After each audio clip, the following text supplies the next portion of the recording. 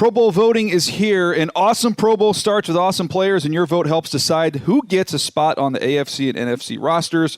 Show your love, cast your vote, and make sure your favorite players make it to the 2020 Pro Bowl. Vote today and be entered to win exclusive prizes at NFL.com/Pro Bowl vote. And now, Move the Sticks with Daniel Jeremiah and Bucky Brooks. What's up, everybody? DJ Bucky here. Move the Sticks. And, Buck, we've got a couple intriguing quarterback battles to discuss. We've got one that took place in college last week, which we haven't had a chance to dive into. And we've also got a big, we'll call it a rematch here, taking place in the NFL, one that we saw at the collegiate level that we're both looking forward to. Yeah, really looking forward to this college football. I mean, not even college football, but this football weekend. The Houston Texans taking on the Baltimore Ravens. We get a chance to discuss and watch Deshaun Watson versus Lamar Jackson. I think it brings us back to a conversation that we had after watching them in 2016. We're going to take a look at the top receivers in previous draft class. The last four draft classes, there's a debate between whether you invest in a receiver in the first round or the second round. We're going to dig a little deeper into that. And then college football is beginning to kind of pop back up more for us as the draft draws near. We're beginning to dig into these guys. So we're talking about Tua versus Joe Burrow, but also just how deep this wide receiver class is. I don't know if it's the best position in the draft, but I know it's going to be a lot of fun popping on the tape and watching these guys make plays, guys that are catching the ball all over the yard. Yeah, no, it is definitely a great group of wide receivers. I tweeted out it's the best collection, and I no slight to the 2014 draft, which was loaded with guys with Odell Beckham, Jarvis Landry, and company. But I think this is the best collection of wide receivers coming into a draft that I've seen. So we'll get into that in just a minute. I do want to start us off here looking at the matchup between the Baltimore Ravens and the Houston Texans, and really that quarterback battle that we.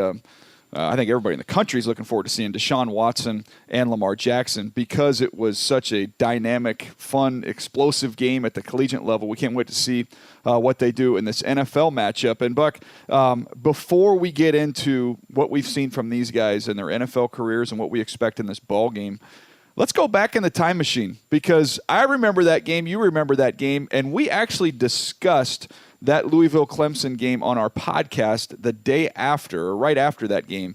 So here, let's go back in time. Here's our comments after that game. The Clemson-Louisville game, the Lamar Jackson versus Deshaun Watson showdown. I got to ask you your take on just the two quarterbacks, what you saw from each of those guys. Well, I mean, look, I texted you during the game, Buck. I mean, it must have been like halftime. No, it was after halftime. It was at the end of the third quarter. And I just said, dude, I don't know who's going to win the game. Lamar Jackson's the best player in the field, and it's not close. Unbelievable watching him.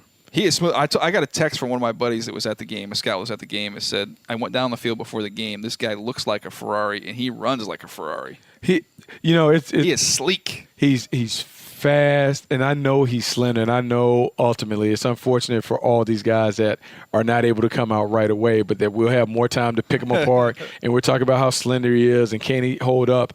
But right now watching, he is probably the guy that I would pay money, my own money out my pocket, to get a ticket to go watch because he's so explosive. And the comparisons to me to Michael Vick are valid in terms of the electricity that he brings when he's on the field. Buck, first of all, we sound great. That's 3 years ago on the Sticks podcast. Yeah, your thoughts. There's a lot to unpack here. There's a lot to unpack. I think we have to start with Lamar Jackson first because the comments that we had on Lamar Jackson were the strongest. I think it goes back to a game that we've kind of played where we call it blink scouting, where the first initial thoughts that you think about a prospect, write them down and kind of put them away and then go back and revisit it. Well, everything that you heard in that conversation, we were believers in Lamar Jackson back then. He was a little different because we hadn't seen anyone at quarterback that kind of dominated the game as a runner. But for 2 years in a row, he rushed for over 1,500 yards. We saw him throw for over 3,400 yards in each season as a starter at Louisville.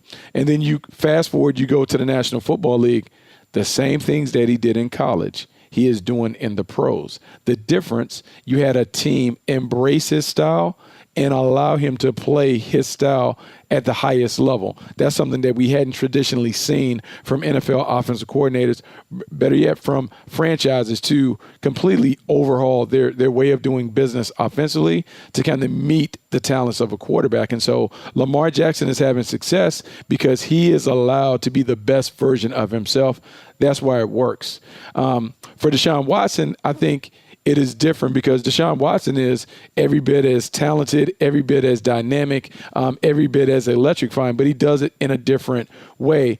To me, when I write down in my notes, I say he is a selective runner, meaning he can, but he doesn't always. And even at Clemson, those final 2 seasons, he showed you that I can run, but this is not my primary mode of moving this offense. He is a better pocket passer than Lamar Jackson. I think that showed up in college. It also has shown up in the pros. And the special quality that Deshaun Watson has is I believe he plays at his best when his best is required. And a lot of times that happens in the final 2 minutes of games. We have a long track record of watching this guy perform at his best when the game is on the line. I think he's a little different than Lamar Jackson. I think right now we're at a point where in the National Football League, we can appreciate both styles. But typically, Deshaun Watson's style is the preferred style for NFL evaluators and coaches because it's easier to assimilate him into more of a traditional offense.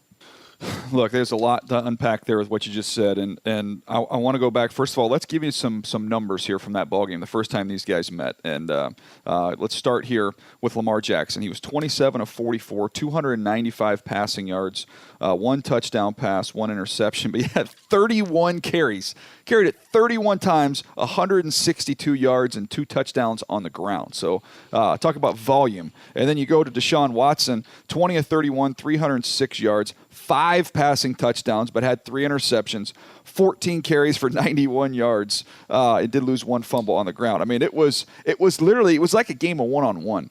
And when you talk about their running styles and how they're different, both special athletes, both electric. The way I would phrase it, Buck, when I try and get a visual of it, Deshaun Watson. If you're going to boxing, let's go to boxing. Deshaun Watson is a counter puncher. So when you try and come at him, then he's gonna duck and then he's gonna get you. So when the rush is coming, he's gonna be able to avoid you and then make something happen. Lamar Jackson is a straight ahead, push forward boxer who's in attack mode. He's always looking to be the aggressor. He's gonna make the first move. He's gonna come at you. That's why I would describe their styles being a little bit different in that way. But you mentioned the blink scouting. It is to me, and it's a challenge, and it's something that I know that I struggle with, and I know there's scouts and personnel executives, GMs that struggle with it all across the league. There is such a long process in the evaluation period. It's gotten longer because we're studying these guys when they're younger. It used to be hardly anybody came out early. You would really start digging into these guys, maybe late junior year a little bit, then just their senior year, and then they'd come out. Now, because there's so many underclassmen that come out, there's the need to really start digging in, diving in, do the deep dive on these guys as young players, and then you study them for a long period of time. And what it does is it gives you more time to try and nitpick and find flaws. When you say blink scouting, our first obvious to us, right? We're watching that ball game. The first time we really looked at Lamar Jackson in 2016, our first impression was this guy is different. This guy is rare. This guy is special. And then through the process, you nitpick here and there. It's another full year. Remember, he couldn't come out that year. It was the following year. So that to me, it's a great lesson. What can these guys do? Not what they can't do. What can they do? And Lamar Jackson showed us at that point in time, the first time on a big stage, who he was. We just need to believe him. No, I think that is true. And look, DJ, I think it's one of those things in the evaluation business. And I think the evaluation business is going to change. I think scouting is going to change. I think what we're seeing with the quarterbacks that are playing well, Russell Wilson, Deshaun Watson, Patrick Mahomes, Lamar Jackson, they're going to change the way that we have to evaluate quarterbacks going forward. No longer can we kind of put them in the box saying that, hey, NFL quarterbacks have to play like this. I think the selling point now when scouts are reading their reports, if I'm a decision maker, I'm going to push and challenge the scouts. Don't tell me what he can't do. Tell me who he is, how he has to be utilized in the National Football League to have success, and whether we have the capacity to maximize who he is and what he is shown to be at the collegiate level. No, it's so true. It's going to be fun to watch these guys play. You know, we've seen Lamar. I think the strides he really made from last year, having seen him play twice live last year and then watching him on tape this year, there's no doubt about it. He is an improved passer. He is trending in the right direction in that regard. And then it's just, he's a weapon. I don't know how else to describe it. I mean, he is an offensive weapon and puts so much stress and strain on a defense. And it's been fun to watch. And Deshaun Watson, Deshaun Watson won that game against Louisville. He had a couple turnovers in that game, but he was still outstanding. And when we talk about lessons you can learn, I feel like a lot of these coaches we've talked to in these coaches interviews that we've done, we've heard a bunch of times, how do they perform on the big stage? We heard Dabo Swinney talk about it. We heard Urban Meyer talk about it specifically. How do they do against their rivals in high school? How do they do in the big, in the high school playoff games? Well, when we're scouting college kids, how do they do in their rivalry games? How do they do in the big stage? That stage was huge. There was a lot of build up to that game. Both guys, I thought, really delivered, and Deshaun Watson did that on every big stage he played on in college. He absolutely did it. And I think you kind of alluded to Deshaun Watson's play. And I'm going to say this stylistically, Deshaun Watson is Floyd Mayweather. You talked about the counterpuncher, the ultimate guy who can take what the defense gives him, then kind of flip it and attack what they're doing. Deshaun Watson has so many tools in the toolbox. It allows him to really be a guy that can be effective versus anyone in any style game. I can't necessarily say the same thing for Lamar Jackson. The game kind of has to be played out in a certain way for him to dominate the game. I think Deshaun Watson kind of expands what an offensive coordinator can do. I think he gives you more avenues to be able to win a game. Not to take anything away from Lamar Jackson, but I think it's a little narrow focus the way that he plays. In Deshaun Watson, you have more tools, more tricks, more avenues to be able to attack the defense. That enhances your win probability in the National Football League. And I think that might be his versatility, his poise, and his clutch performance might be the biggest traits that he has. And that might be maybe a separating factor that we would talk about if we had both of these guys on the draft board, and which one would we want to be the franchise quarterback of our respective teams. Oh, it's true. They just bring different things to the table. But I would love to know the boxing term, Buck. Maybe you know this better than I do. I know, obviously, the counterpuncher, but if somebody's always pressing forward, I don't even know what the correct boxing term is for that. I think he would be more like a Deontay Wilder. Deontay Wilder always comes forward. He's always looking for the haymaker, the knockout shot. That's kind of Lamar Jackson. Lamar Jackson is a big play performer. He doesn't want to necessarily paper cut you to death. He wants to put you on your back. And what we saw, like what we saw last week against the Cincinnati Bengals, I think that kind of epitomizes who he is. The big play runs, the big throws, the shots. They knocked the Bengals out in a half because Lamar Jackson quickly found the range and he quickly peppered the opposition before knocking them out. Lamar Jackson is a guy that wins by knockout. Deshaun Watson is a guy that wins by points. He wins decisions more so than winning by knockout. So if we're going to go the same class in boxing, then I would say you mentioned Mayweather for Deshaun Watson, who can play off what you're doing. He's a counter puncher, and then maybe it's Manny Pacquiao in his prime because Pacquiao, for Lamar Jackson, who's pressing forward and going attacking you. Yeah, no, I think that's a good analogy. Manny Pacquiao, same class. Manny Pacquiao at his best, relentless attacker. We saw him. He's a champion right now because he knocked out Keith Thurman because he overwhelmed him with just a persistence coming forward. I think that is a very good analogy for both guys. One guy is always pressing the pace, always coming at you, very relentless in his attack, which is Lamar Jackson. The other guy is a little more pragmatic, a guy who kind of thinks and kind of sets it up. And look, Deshaun Watson has been very, very successful utilizing that approach. I think both guys are successful. I think you just have to understand their different styles and be comfortable with the different styles that they bring to the quarterback position. No doubt. All right, we're going to get to the discussion. We teased it about the wide receivers and maybe a lesson we can learn from previous drafts and how to apply it to this draft. But before we do that, I want to stay on the quarterback theme because we're just talking quarterbacks here. Let's go back to that LSU Alabama game, Buck. I had a chance this morning to go back and really dig into the tape on this one to watch Tua and Burrow. I'll give you my impressions of the two guys, and then I'd love to get your kind of feedback here. Let's start with Joe Burrow, who is man, he's got a chance 3 years in a row, right? We could see 3 years in a row, Heisman Trophy winner, first overall pick. I think Burrow's in the mix for that. I think he's definitely a candidate. I think he is going to win the Heisman Trophy, assuming that LSU ends up taking care of business here through the SEC championship game. And then when you look at him potentially being the first overall pick, yeah, there's a lot to like about him. When I watched this game, what stood out to me? I saw somebody that was very poised and comfortable in the pocket. Somebody that was strong in the pocket. He was able to shake off a couple rushers, pull out of some tackles, extend plays that way. I saw somebody that's reading the whole field, left to right, right to left, very, very quick eyes. I saw somebody that's very accurate and decisive. Now, he does not overwhelm you when he drives the football. There's nothing that stands out there. But my biggest takeaway, and I understand because I already know the reaction we're going to get. You can't compare him to this guy. This guy's the greatest of all time. That's irresponsible.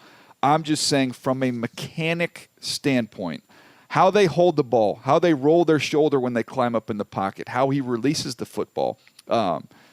He looks like Tom Brady. And I'm not saying he's Tom Brady as a player. I'm just saying mechanically. Ooh. And I believe he spent time – I think our buddy Lance Zierlein actually dug this one up, that Burrow spent time with Tom House. And Tom House is spent time with Tom Brady. There's something mechanically there that is eerily similar. And Tom, Tom's got a strong arm. He doesn't have the biggest arm in the NFL. It's anticipation. It's accuracy. His feet are always in the ground. He's very poised. He's very calm. He's very relaxed. And the motion is very smooth. So that's what I wrote down. Mechanically, this kid actually reminds me of Tom Brady. Look, man, you've given the football world a lot to tweet. I mean, if I finish, so the first part of the podcast, it's going to get chopped up. The first part of the podcast, we have Lamar Jackson is Manny Pacquiao and Deshaun Watson is Floyd Mayweather. That is going to take the Twitterverse by storm. And then this nugget that Joe Burrow is Tom Brady is also going to kind of hit like wildfire. But I agree with you in a bunch of different areas in terms of what I see when I see Joe Burrow. I see someone who is calm, poised, extremely confident, very competitive, loves the moment. I think his basketball background will be a thing that we talk about a lot in the run-up to the draft because when we've talked to coaches previously, a lot of them have talked about quarterbacks and how basketball relates to playing quarterback at the highest level. Vision, athleticism, awareness, anticipation, and timing. Because when you're a point guard in basketball, you have to anticipate where guys are going. You want to put the ball in the pocket so they can get the jump shot up. All of those things are very similar to playing football. Joe Burrow's experience in that sport, his accomplishments as an all-state player in Ohio, that is something to be celebrated, and it will be celebrated in meeting rooms. The only thing that I want to do about the Joe Burrow conversation, I want to pump the brakes just a little bit. And the reason I want to pump the brakes a little bit is because he has been so phenomenal and remarkable this year. Joe Brady's system has really worked for him. However, last year, the numbers were just okay. And typically, and typically what we say, the standard that we have for guys that are number one overall, we want those guys to be transcendent talents that no matter what environment we put them in, they find a way to uplift and elevate the program. I'm not quite convinced that he is that guy yet. I really like him as a prospect. I'm just not quite convinced because I feel like there's kind of been an overreaction because he has played so well in this LSU thing. But I want people to understand this system is terrific under Joe Brady. And the players that he's playing with, I know everyone is going to talk about Tua and the guys around. He has a nice supporting cast around him as well. And so it's just one of those things like, let's just pump the brakes before we anoint him and replace Tua as maybe the guy that is number one overall. Yeah, and we're going to get to Tua in just a second. I do want to say this, though, because I put a little video out. I don't know if you saw it. But this is the kind of stuff I always love. And I even preempted it by saying, look, I know this seems insignificant, But there's a play where Joe Burrow gets hit in the back, ball flutters up in the air. Terrell Lewis, who's one of the more physical, imposing players in college football, as an edge rusher for Alabama, catches the ball up in the air. Immediately as he catches it, Joe Burrow puts his face right in his chest. Yes. And drops him right there. And then, of course, the jokes come in. Oh, you like I prefer my quarterbacks not to turn the ball over. I'm glad you like that they tackle people after turnovers all pass. And I'm sitting here going, no. I can tell you, there's a long list of guys, and we can start headlining with Andrew Luck, what he did to Sharice Wright in the USC game with the hit he put on him after a turnover. Yep. There's old scouts when I started, Buck, that would always tell me, pay attention after turnovers and see guys who make tackles on offense. That speaks a little bit to their competitiveness and their toughness. And I've seen receivers. I put another video on after interception with Alabama where you see Henry Ruggs run a dude down and tackle him in the Tennessee game. That stuff seems insignificant. It means something. Trust me, there is a little something to that. It means a lot. And the reason it means a lot is because ultimately, at the end of the day, it's about, do you play winning football? Well, guys that are ultimately competitive, they're ultra competitive, they're going to do whatever it takes to win the game. And you know, like I know, a defensive score is one of the biggest turnarounds, one of the biggest difference impact plays on a game. So the fact that your quarterback, Joe Burrow, turns it over, but immediately has the right mind, has the mindset that, oh, I'm going to make this tackle. I am mad at myself for turning it over, so I'm going to go and punish the other guy. To me, that speaks to the competitiveness. And when you bring in the GOAT that you brought in early, talk about Tom Brady, well, we know the competitiveness that Tom Brady plays with. And so when you see Joe Burrow compete like that, compete like a madman in a college game, man, it only kind of brings it closer to like, this is the kind of guy that my guys are going to follow, because in the film room, everyone sees how your quarterback competes. Good plays and bad plays, that is a play that's going to endear him to the rest of the team. Yeah, and there's also a video floating around. I'll see if we can retweet it. Oh, the mad drills? I don't know if you've seen it. Yes. Yeah. Ohio State. Yeah, the mad drills. He got a little bulldog in him, man. I like that. He has a little feistiness to him. Like, we talk about, I want a quarterback who doesn't necessarily always have the quarterback mentality, meaning he's a guy just like the rest of the guys. He is just like the 22. He's just like the other 21 guys on the team. He's competitive. He's going to fight. He's going to be a football player. That Matt video that we're seeing from his time at Ohio State, where he and a teammate have the tire and they're going back and forth, and Joe Burrow starts out losing, and then all of a sudden you see this spark where he just not only takes over, but he drags the guy out of the mat. DJ, I don't know if you're familiar with wrestling, but in wrestling, they have this thing called the Iowa style of wrestling. And Iowa style wrestling is always going forward, never letting up, always relentless, always putting pressure on the opponent. When I looked at Joe Burrow in the mat drill, I was like, man, he would be a terrific Iowa wrestler because he is not afraid. He is persistent and relentless. And I'm going to say this, I like that in my quarterback. I like a guy that, as you've said, I've heard you use these terms, over my dead body. That's the kind of guy that players gravitate towards. That's the kind of leader that I want as my QB1. No doubt. All right, let's flip over to Tua here. Watching this game, obviously he's not healthy. That's unfortunate. The difference between him, let's give some things in Tua's favor that he has over Joe Burrow. Number one, the quickness and the urgency with which he operates. And I see it in his feet, even though he's nicked up. Really quick feet. You'll see him. I love the way, Buck, he climbs up in the pocket. You know, Burrow's comfortable in the pocket as well. Tua's very urgent. You'll see him snap his head working through his progression. Everything's really, really quick and sudden and urgent with what he does inside the pocket. Anticipation, outstanding. You know, he throws with excellent anticipation. Now, he wasn't as accurate in this football game as I've seen him in the past. A couple balls sailed on him. You could say some of that could be due to the injury. And he had one where he did not see an underneath buzz defender, ended up throwing a pick because of that. But, man, Buck, if Jerry Jeudy catches a deep post that he puts on the money in this game, I come out of this where he's got 6 throws that are just big-time NFL throws, not just everybody thinks he just throws slants, and he's really good at that. But he pushed the ball down the field a lot in this game. And if he catches that slant for Jerry Jeudy, we're maybe talking about Tua a little bit differently coming out of this game. He did not play poorly. But that, to me, is what he has. If you say what checks off in his column, He's quicker. He's more urgent. He throws a little bit better anticipation than Burrow. And I would say the ball has a little bit more life. I don't think either one of these guys have huge arms, but it just seems like the ball had a little more life from Tua. But I want to see these guys side by side throw in person, so I get a better feel for that. I think it's going to be a terrific battle, terrific debate as we go forward. I know some people will throw Justin Herbert in there, but I think these two guys are a little different than Herbert.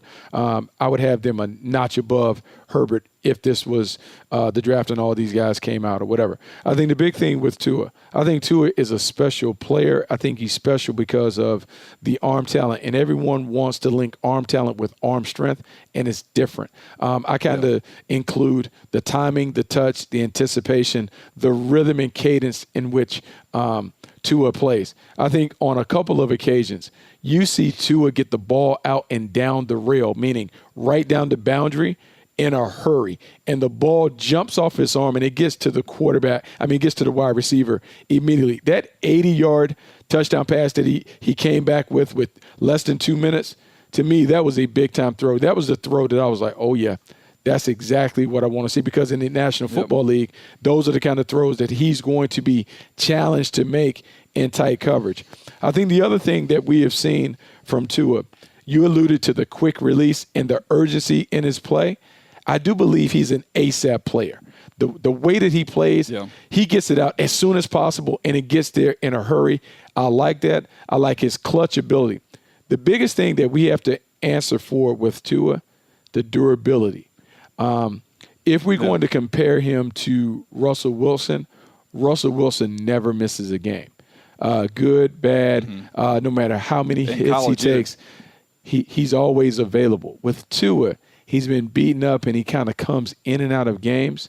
At some point, if we're investing like the number one overall pick, you want to, within reason, you want to guarantee that the guy that we're taking is going to be there each and every week. And so durability is a bit of a concern. He is also what I would call a little more of a gambler. He really believes he has unshakable, unwavering confidence in his arm, and sometimes he can make mistakes or turnovers because he trusts his arm so much. But in terms of all the other stuff, he hasn't. And I think the one thing that we can't talk about that people won't feel and get a sense of, and I feel like I'm a little biased because I know him, he's played for me, his best traits are his leadership ability, his ability to make people follow. He is very Russell Wilson-esque in terms of his leadership style, and that's something that you can only feel, and you can only feel by being around him and being around the team. That is something that may separate him from some of the other guys. And I'm not saying Joe Burrow doesn't have it, but I just know Tua has this confidence and air about him that makes him the Pied Piper.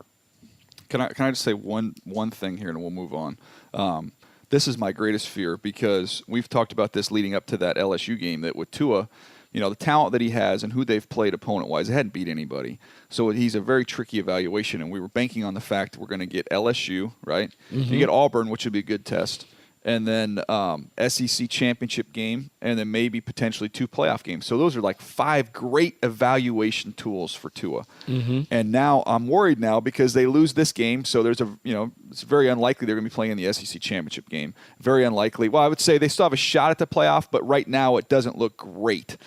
So we potentially lose the 2 playoff games. We lose the SEC championship game as evaluation tools. So we get Auburn coming up.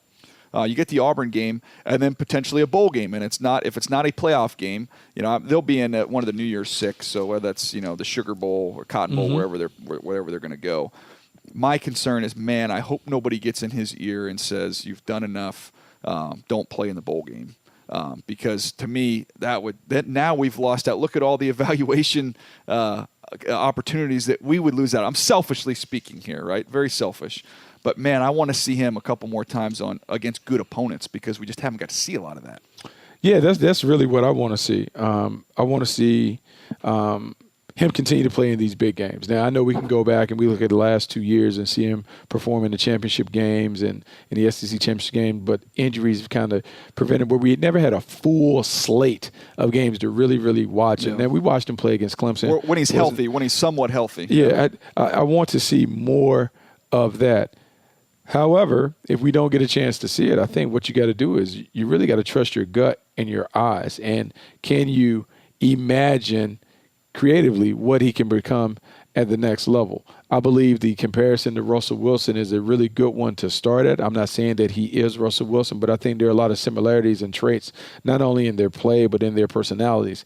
And so as we continue to go forward with this evaluation, the conversation between Joe Burrow and Tua is going to be a fascinating one. It's going to be fascinating to see how scouts kind of align themselves with both guys. Yeah, I think, to me, look, people ask me, who is it? Who's the top guy? Look, I haven't made up my mind yet, man. I want to watch a lot more of these guys. We're going to get more opportunities to study them. So it's close. I think they're both really good football players. Let's switch over to the wide receiver discussion here, Buck. I spent yesterday just watching a boatload of these guys. And we've been talking about LSU and Joe Burrow. Man, Justin Jefferson, the receiver there, who's draft eligible, is fantastic. I mean, he is big, fast, tough. He can work in the middle of the field.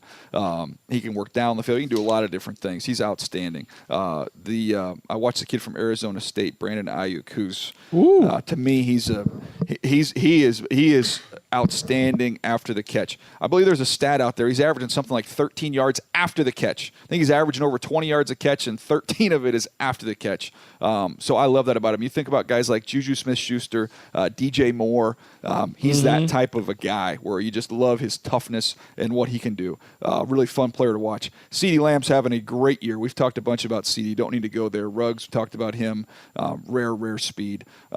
Circle back on Laviska Shenault. The challenge with Laviska, rare combination of like 220 pounds, rare size, speed, physicality. But man, some of these other guys, you watch them, you see just so many, a variety of routes. You see him do so many different things. He's like a supersized running back where he's going to be kind of your fly sweep guy. They use him in the Wildcat, just get the ball in his hands and let him go. But in terms of refinement, some of these other guys in this class are a little more refined as route runners. Yeah, it's funny that you say that, right? Because I'm writing down in my notes right now that he is basically a supercharged Jalen Hurts, meaning Jalen Hurts was a guy that you really didn't know what position he fit. Is he a wide receiver? Is he a running back? Is he a little bit of both? Like maybe we should categorize him as an offensive weapon. I think for Laviska, I think it's very, very similar because he's not a refined route runner. He's not necessarily your prototypical number one wide receiver that you can put him out there and he's going to impact the game in that role. He is a guy that you have to find a way to put the ball in his hands. And whatever that is, I don't know. Maybe that is a Cordero Patterson type playmaker, someone that has kind of found a way to be a returner and a hybrid running back type deal. But it is one of those things that is fascinating. But the other guys that we've talked about on this list, I mean, you talked about the Arizona State kid. He is remarkable. I had a chance to watch him. Jalen Reagor, to me, is a speedster. He's explosive. Yeah. He's dynamic. Right system where you're asking him to get on the edge and make plays, and you want the rack and the home run ability, he will give you that. The Alabama receivers, Jerry Jeudy is the classic refined route runner. Ruggs is dynamic and explosive. Smith can take the top off the defense. I think this year more than any other year, because the depth of the draft is such where I don't know if you need to invest a first-round pick in a wide receiver. I think what you need to figure out is what exactly do we want to complete our wide receiver core? Do we want a playmaker? Do we want a route runner? Do we want a specialist that maybe is the guy that works catch inside, outside? Yeah, run after catch. So this year, more than any other year, when we are having, and I know like when we get to path to the draft, like we all love to do top fives, but I think this is going to really tax our imagination to come up with different categories to put these guys in, because it won't be a one-size-fit-all evaluation at the wide receiver position. Depending on what you value, you'll shuffle the deck a little differently because those guys don't necessarily fit the traditional model at pass catcher. Yeah, and it is a deep group. Michael Pittman from USC. I went back and watched more of him. He's going to be, I'll tell you exactly how he's going to be used at the next level. If you watch the Chargers and how they use Mike Williams, that's how you're going to use Michael Pittman. who's gonna catch 3 balls a game in the NFL, but one of them is going to be 40 plus. Yep. Where he's going to just high point balls down the field, make plays. He's an asset in the run game because he's just so big and strong and tough. And he's going to win on some slants at key moments in the game. He's not going to be somebody that's just running every single route on the tree and the whole offense is there for him, but he can do his damage in minimal touches, I should say. That's Michael Pittman. Antonio Gandy Golden from Liberty is enormous.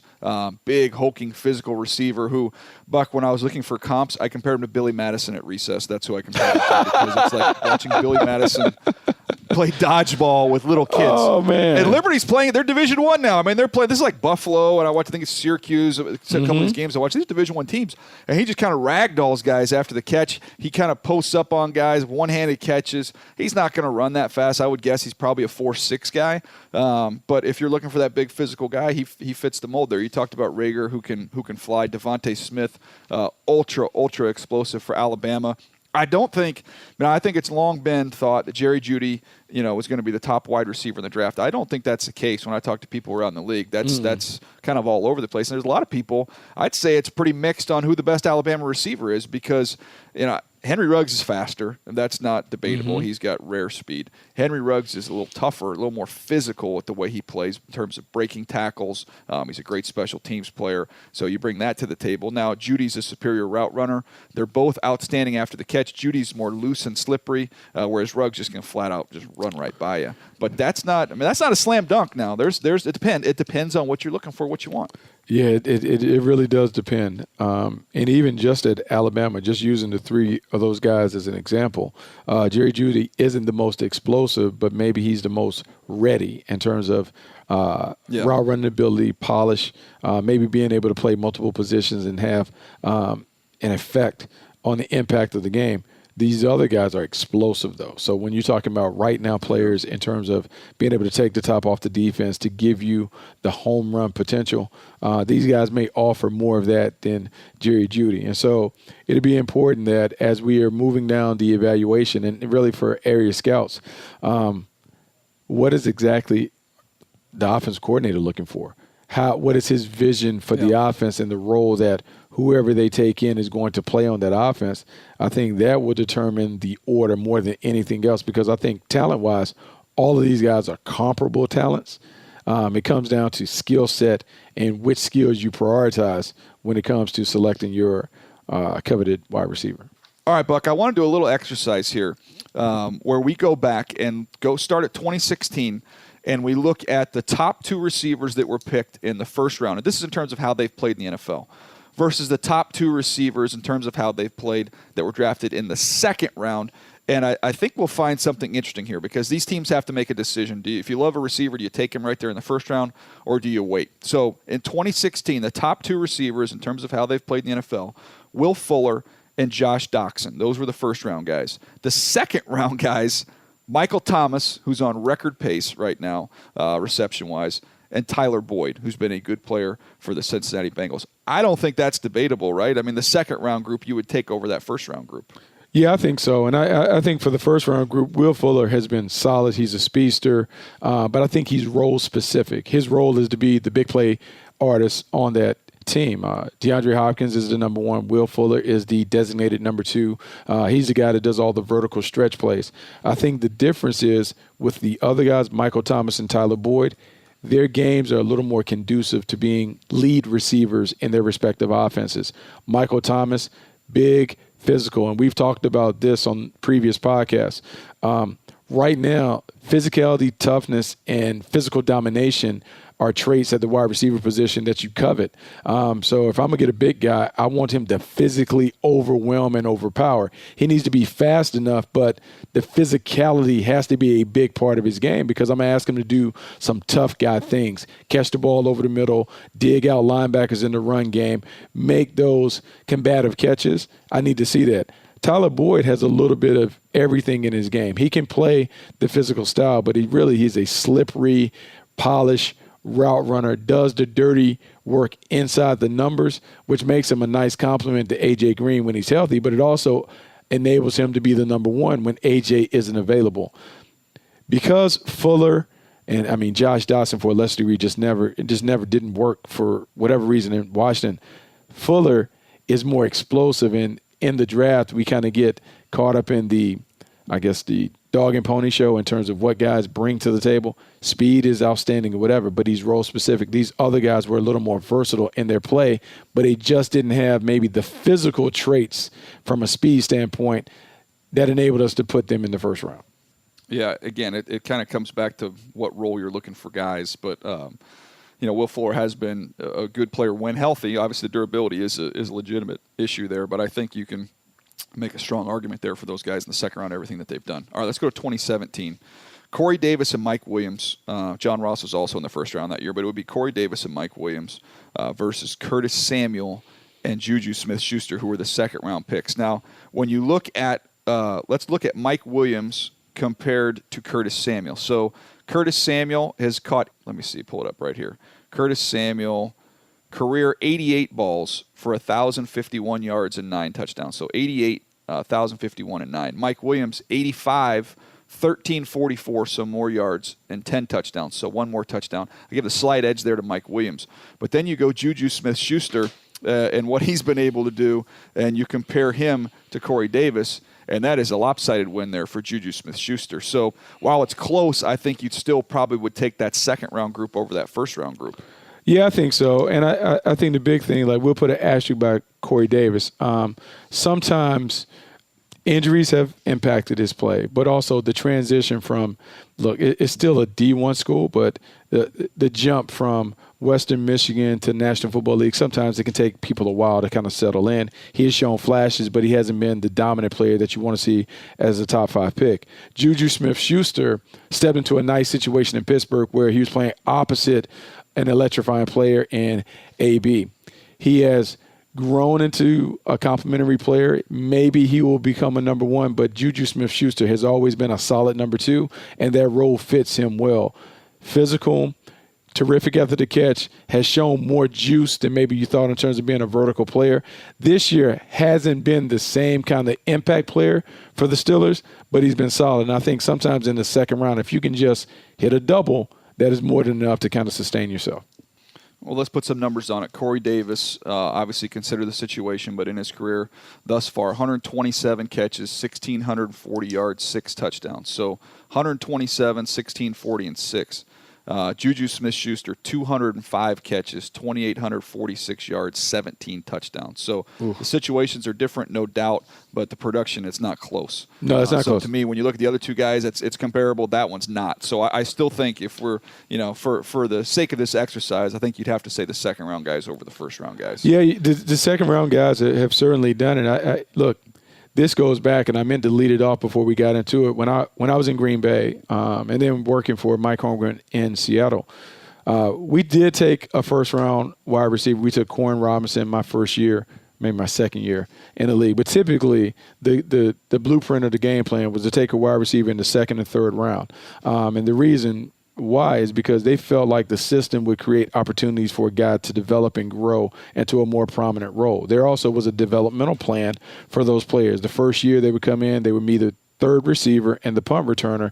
The second year they may knock on the door to be a starting player. And so as we look and have these discussions, I am beginning to wonder, is it a smarter investment to bypass taking a wide receiver in round 1 and maybe invest in 2 receivers, second, third round, second, fourth round, and see if those guys can develop into being number 1 players. We've seen the Pittsburgh Steelers have success with guys outside the first round. So maybe, just maybe, that is a better developmental and economic model to building your team.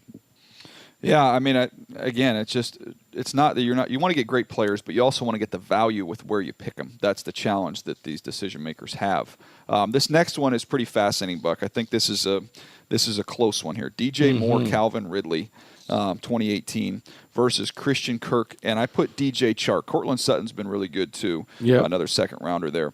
This one, I think you can make an argument either way. I think if you look at the careers thus far, you probably lean towards the first round guys because of DJ Moore.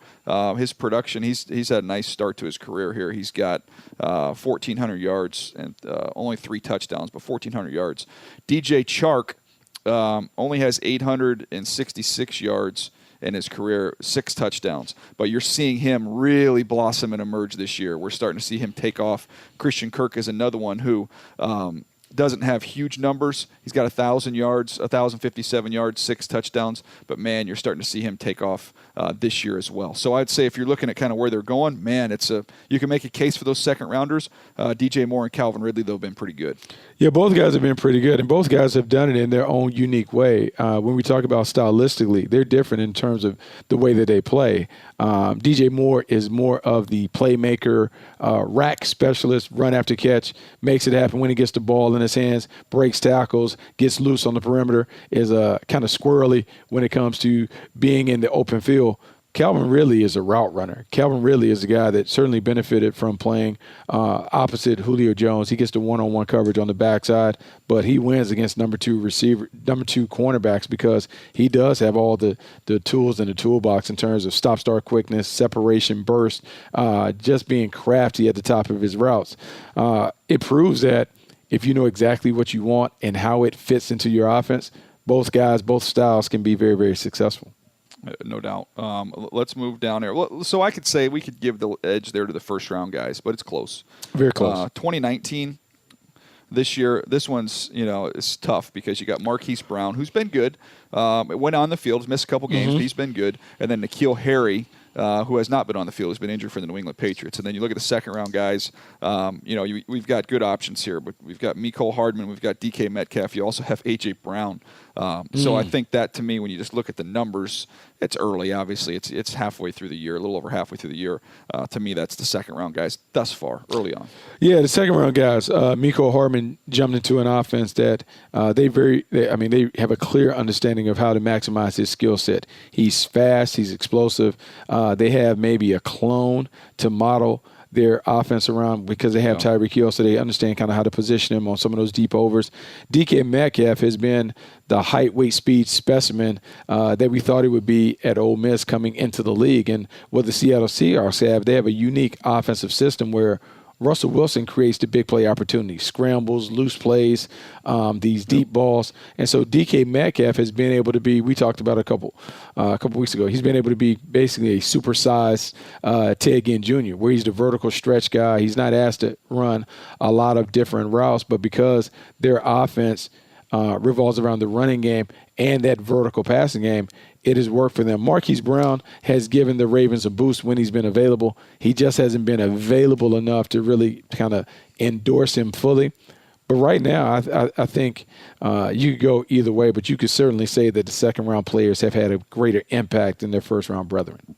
Yeah, you look at Miko Hardman, 21 for 437, 5 touchdowns, a 20.8 average. Marquise Brown, 28 for 454, 4 touchdowns, 16.2 average. The numbers are very, very close. My thing is, and I love Marquise Brown. I thought he was the best receiver in the draft class, and I think he's got a chance to be that guy throughout his career. The challenge is, man, they got Miko Hardman, who does a lot of those same things without paying that price, up there in the first round. So it's interesting conversation is what I'm getting at here, Buck. Yeah, no, it's just a very interesting conversation. It's one that evaluators will have to continue to have. When we talked about the depth and the talent in this draft class, the 2020 wide receiver draft class is absolutely loaded with talent. You have to have that conversation. And I think we also have to reset. We've always talked about the positions and what we value most. So if we value quarterbacks and pass rushers up there, I think you have to put those positions up there and then say, okay, in the second round I can go and get a pass catcher, because it's been proven year after year after year that it may not be that big of a difference between first-round receivers and second-round receivers when it comes to their impact and value. It's because it's 7-on-7, man. I go back to the proliferation of 7-on-7. It's just producing wide receivers. Every year they're everywhere, wideouts. Yeah, no, a lot of times we talk about the devaluation of the running back position. I think you could probably say the same for the wide receivers. It's devalued in terms of, do I need to get it in the first round, or can I get it in the second and third round and still have that kind of production? All right, let's get to. We're going to quickly go through some hits and misses, then get some questions here that you guys have left us, and then we'll get rolling here. Normally I do hits and misses, Buck. I do a player I got right, a player I got wrong. But let's do this in a humble way today. Let's go 2 DJ misses here, and then we'll keep it at the same position. It'll be nice and easy. So this is a player now. These guys, with where I had them graded, was very, very much in line with where they got picked. But they have outperformed their draft selection. Okay, you ready? All right. The first one, and these are just notes, so it's not my full reports here, but I just have the notes in this Excel sheet on these guys when I got ready for the draft. This player has touch, a lot of QB runs, has a bad habit of sinking his base, and when he does, the ball will sail. I do like his quick release. I do see poise. He reminds me a lot of Brett Hundley, and this player has been significantly better than Brett Hundley. Let's leave it at that. Brett Hundley, jeez, I'm digging through the crates. I'm over here digging deep, trying to find. Well, I know somebody is not. It's not Christian Hackenberg. Let's see. Let's see my quarterbacks. So you only got top 3 rounds. He was not a top 3 round guy, Buck. Oh, he was not a top 3 round guy. No, but he is a starter, and he is fixing to make a ton of money. Oh, this has to be Dak Prescott, right? It is Dak Prescott. Yeah, this is his draft class. See, I made sure Nabil gave you just the top 3 rounds. Because I was looking at top 3 rounds. Yeah, hey, no, Dak Prescott. So yeah, I compared Dak Prescott to Brett Hundley. That's a little off, huh? You think? I mean, just a little bit. I might have gone too far in the other thing because I compared him to Steve McNair when he was coming out. But part of that was just because you won that one. But just because of the rugged style of play. But who knew, DJ? Like a lot of what works is fit and scheme, and he went to a nice place for him. The Dallas Cowboys worked. They had the big offensive line. They had the running game going. And it just was the perfect storm. Got on the field sooner than we anticipated, but it's worked for him. And I think the one thing that we see from Dak Prescott, beyond his physical traits, his best traits are really his leadership, his competitiveness, toughness. The moxie, the toughness, that stuff. And so as we talk about these quarterbacks, we talked about Joe Burrow and Tua, being able to dig down and see how much of that do these guys have, because it's really, really important. The interesting thing is, again, I talk about breadcrumbs. Go back and figure out, learn from your mistakes. When I look at just those little notes that I had there, Buck, if a guy's got poise and a guy's got touch, it's a pretty good foundation for a quarterback. That's the difference between him and Hundley. I compared him to Hundley because they both ran the ball a lot. They're both physical, similar builds, similar arm strength, I would say. But Hundley didn't have that touch, and Hundley didn't have the poise. So there's the mistake right there. All right, let's get to another quarterback who I had a little bit lower than Dak. And here are my notes on him. Operates in the pistol, holds the ball a lot, question his pocket awareness, does show the ability to work left to right, great size, throws with touch. I thought he'd be a good backup, and he's now emerged to be more than a good backup. Same draft class. More than a backup. You liked him more than Dak. No, I like Dak better than him, but he was behind Dak a little bit. I gave a developmental grade. I thought Dak had a chance to be a starter. We're talking about Jacoby Brissett? Correct. I thought Jacoby Brissett was going to be a career backup. I thought that's who he was. I just questioned his kind of awareness. It's just an interesting thing because he's not a super athlete, kind of a different, I won't say a different build, but there was nothing that necessarily popped when I watched him on tape. Now, full disclosure, leading up to the draft, one of the guys that was advising him had kind of pulled me to the side and talked to him and talked about the relationship that he had with Bill Parcells and all of those coaches, Dan Henning down there in Jupiter, Florida, and how those guys really took a liking to him. But at the time, you're like, man, this guy's just selling me a story. It's a great story, but is he good enough to be that? And look, sure enough, goes to the Patriots, has some success, goes to Indianapolis after they fixed the team. This year, they miss him. Like, when he's been out, like, Brian Hoyer has not been able to kind of sustain it the way that Jacoby Brissett has, and this team has won. And they won in a different way than they were winning with Andrew Luck, but you can't knock his ability to get out there and to manage the game in a winning fashion. And sometimes in the National Football League, that's all you need at quarterback. Yeah, that's what he's done. He's really continued to grow and develop and become a good, solid starting quarterback in the NFL. The NC State thing is kind of funny when you look at Phillip Rivers, Russell Wilson, who was at NC State before he transferred to Wisconsin, Jacoby Brissett. We saw last week Finley start a game for the Cincinnati Bengals. He's going to start the rest of the season. Also look at Glennon. There is a bunch of guys that have come out of NC State to play the quarterback position. How come you guys couldn't get any of these guys at North Carolina, Buck? Man, okay, so you're talking about a transfer in Jacoby Brissett from Florida. Mike Glennon was a big-time prospect. I saying, you guys have rules? You're not allowed to take transfers in North Carolina? It's rare we take them. It's very rare. It's rare that we take them. Well, were all the dummy classes full? You couldn't get them in those fake classes you guys have been running? They weren't fake classes. They were correspondence courses, meaning that you could take them from the comfort of your home. You don't have to go on campus. And so they're really meant for the winter months. I think it's funny that they do have this pipeline with all these NFL quarterbacks, the Rivers, the Glennon, the Russell Wilson, the Jacoby Brissett, Ryan Finley. Yeah, a bunch of dudes. I mean, geez, gosh. And we don't have anybody to hang our head on. Pretty nuts. No one, yeah. All right, Nabil, give us some questions here. Again, these are questions that everyone has left us on Apple Podcasts. You just leave us a review right there, and we will answer your questions. So fire away, buddy. What we got? First one, who is the best running back duo in the league? Best running back duo in the league, Buck. What do you think? I'm going to go with the Cleveland Browns. I'm going to go with Nick Chubb and Kareem Hunt because I believe they have remade the Kevin Mack, Ernest Biner thing that I used to do in Tecmo. These two dudes potentially – they could be a problem. And if the Cleveland Browns stick to the formula of running the ball before they put the ball in Baker Mayfield's hands, I think this could be a very problematic duo. Those two guys in the split back formation, the way they're motioning Hunt out and throwing him passes while handing the ball to Chubb, this could be a problem. This is something that we haven't seen. I'm going to take you all the way back to when we were kids, DJ. The San Francisco 49ers, when they had Roger Craig and Tom Rathman, and they're playing split backs and doing all that other stuff, this really reminds me of those San Francisco 49ers great teams in the 80s. That's a great call. I'm that would have been the one that I would have gone to. I'll say, look, Kamara and Latavius Murray. That's a good one. Be up in there just because Kamara's so good. I mean, he can do everything. So you get a little bonus points there, and plus you get a big back. But I'll give you one because you talked about Cleveland, kind of where they're headed. I think that's one that's on the rise. I got a sneaky good one in Philadelphia because Miles Sanders continues to grow in his role. Mm-hmm. He's got some juice. He can catch the ball out of the backfield. Jordan Howard's kind of that pounder.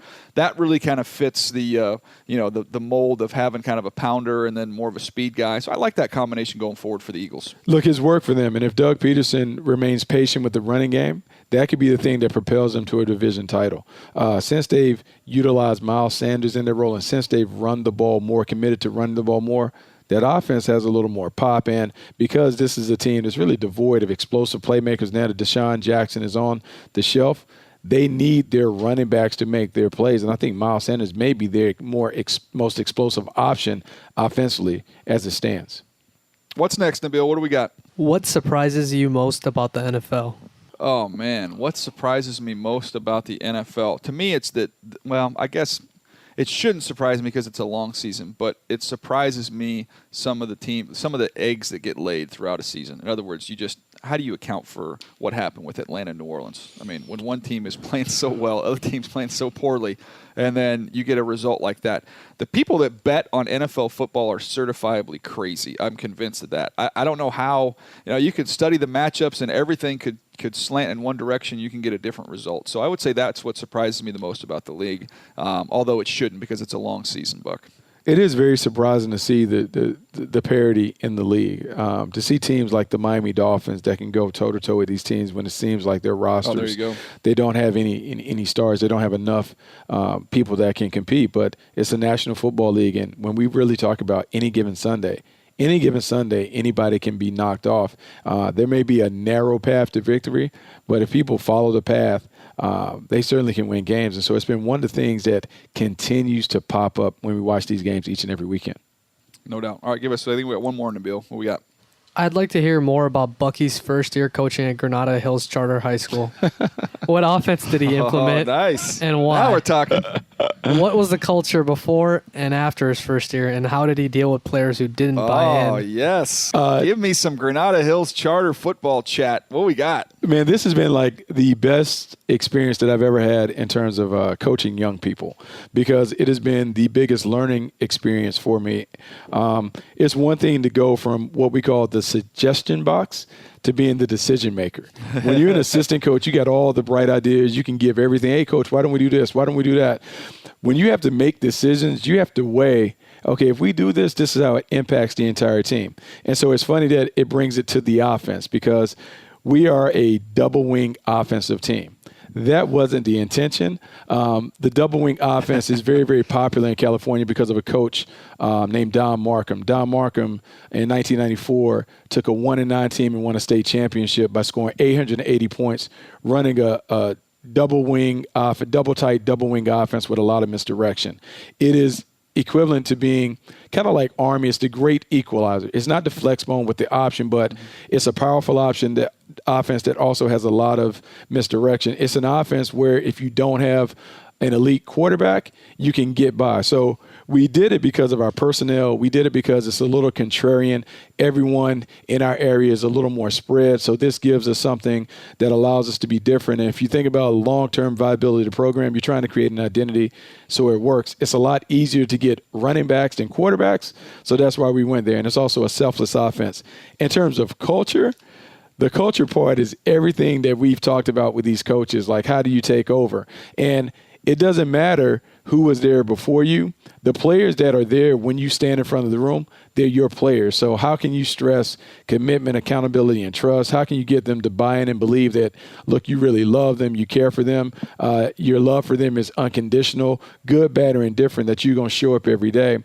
And then finally, I think what you're trying to do is kind of get them to buy into the message of whatever your values are. And so one of the things that we've talked about, especially near the end of the season, we wanted each player and the team to feel like you're unstoppable and you're unbreakable. That if you buy into what we're doing, that there is no one that can stop you. We may lose, but we won't be broken. And the unbreakable comment comes from, you'll never have your spirit broken. No matter what happens, we'll play until the clock runs out. But good, bad, or indifferent, we won't have our spirit broken. And if we can do that, we're going to win a lot more games than we lose. And so I was really proud of our guys because they kind of took to that. And we feel really, really good about where we could go in the future, just kind of believing in each other.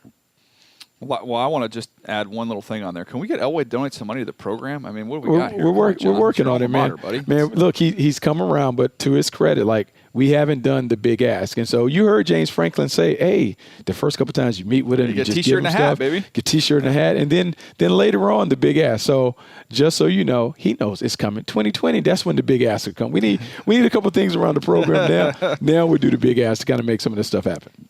I love it, man. Well, it's been fun to kind of go along on that journey from afar with you, Buck, to watch you take over a football team, change that culture, get them winning football games and being competitive.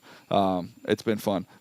Just proud of you as a friend, but proud of you in what you're doing, working with all these kids, because you could have easily stayed where you were, been a coordinator at an established program, but instead you took on the big chair and took over a place that had struggled. And it's been fun, man. It's been fun to watch. Thanks, man. It has been a lot of fun. Like, I can only tell you, like, to watch kids have success, to win 5 games in a row, to have a winning season when they haven't had one in a decade, to play a very competitive playoff game where everyone is very emotional after you lose a 1-point game, but to see the JV kids emotional and crying because they know that their seniors didn't go on, but they're committed to come back, that part is exciting. And so, man, we can't wait to get back to work. So I'm excited about it all. Oh, that's awesome. Well, this has been a fun episode. I hope you guys have enjoyed it as much as we have. Again, you heard some of those questions get answered. You have questions, go on Apple Podcasts, drop them on there, and leave us a review and a rating. We'll be happy to answer it next week on the pod. A lot of ground covered. Looking forward to next week. More great coaching conversations coming your way. We've got a lineup that you're going to really enjoy. Trust me on this one. But thanks for tuning in. We'll catch you next time right here on Move the Sticks.